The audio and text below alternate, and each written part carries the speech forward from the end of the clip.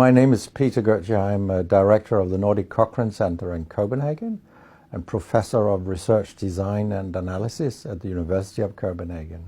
2 years ago, I found out that our prescription drugs are the third leading cause of death after heart disease and cancer. Our drugs kill around 200,000 people in America every year, and half of these people die while they do what their doctors told them. So they die because of the side effects. The other half die because of errors. And it's often the doctors that make the errors, because any drug may come with 20, 30 or 40 warnings, contraindications, precautions, and so on. No doctor in the world knows about all this. So they give patients drugs that they should not have given them, that interact dangerously with other drugs or food items or so on. And then the patients die. That's the other half. So the other thing I found out 2 years ago was that much of what the drug industry does fulfills the criteria for organized crime in US law. And they behave in many ways like the mafia does. They corrupt everyone they can corrupt. They have bought every type of person, even including ministers of health in some countries. So there is a huge amount of corruption. In my country, for example, Denmark, we are regarded as having very little corruption.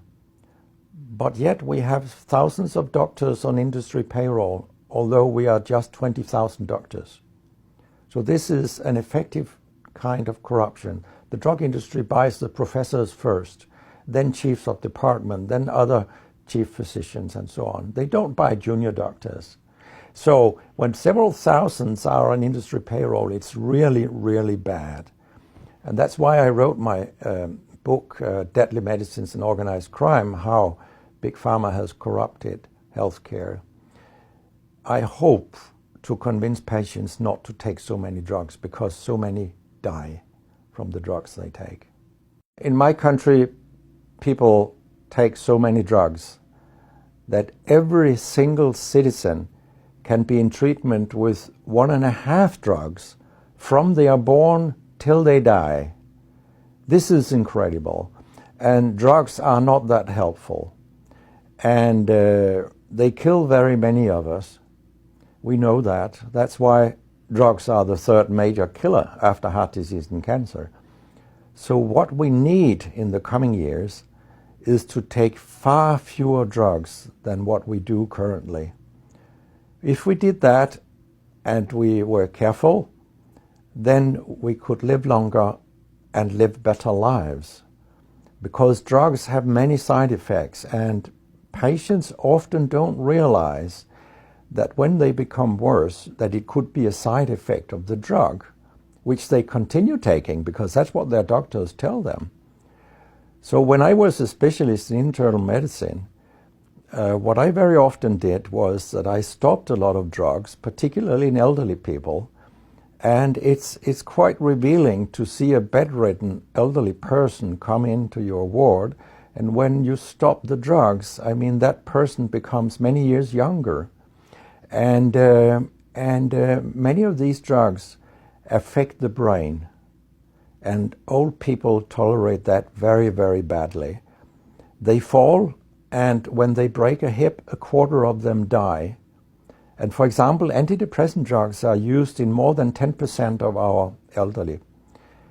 And they seem to kill 3% of them every year. I mean, if 100 old people take an antidepressant for 1 year, 3% of them will die because they fall and break their hip. This is a huge death rate. So a lot of other drugs than antidepressants also make people fall and kill them. And they may affect your cognition, your memory, and all these things. And then they interact in ways that we know almost nothing about. Very many elderly, they take more than 5 drugs a day. And we actually don't know how these drugs interact with each other.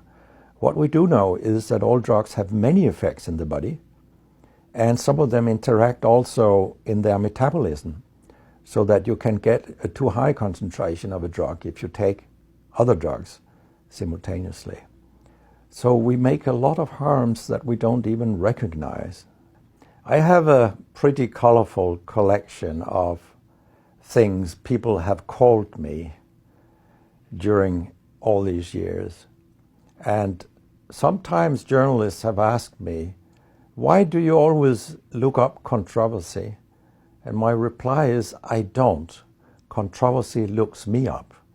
Because it's not popular to tell the truth in healthcare. You will get a lot of enemies, because a lot of people make money on false premises, doctors and industry alike. And our drug regulators and our politicians, they are on board on this wagon. So very few people are independent of money in healthcare. And of course, I have attacked a lot of holy cows during my career, and people have screamed loudly. In a French journal, I was called a statistical masturbist because I showed with statistics that mammography screening didn't work and things like that. And I was even accused of scientific misconduct by the Association of the Danish Pharmaceutical Industry, which was completely ludicrous. It was harassment from beginning to end. They came with vague arguments that we cannot recognize the conclusions in your study, and they could have come up with numbers and said, these numbers are wrong. They didn't do anything. It was only harassment. It lasted 18 months, I think, the whole thing. And then when we were acquitted, I made sure that this nasty behavior was described in the British Medical Journal. So after that, they haven't come so much after me, the Danish drug industry.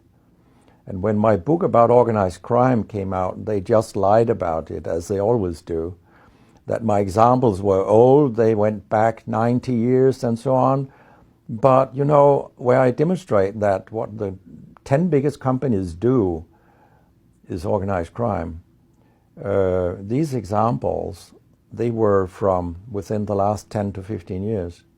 That's not old examples. And the crimes have increased because when crime pays, you will have more crime. That's how capitalism works.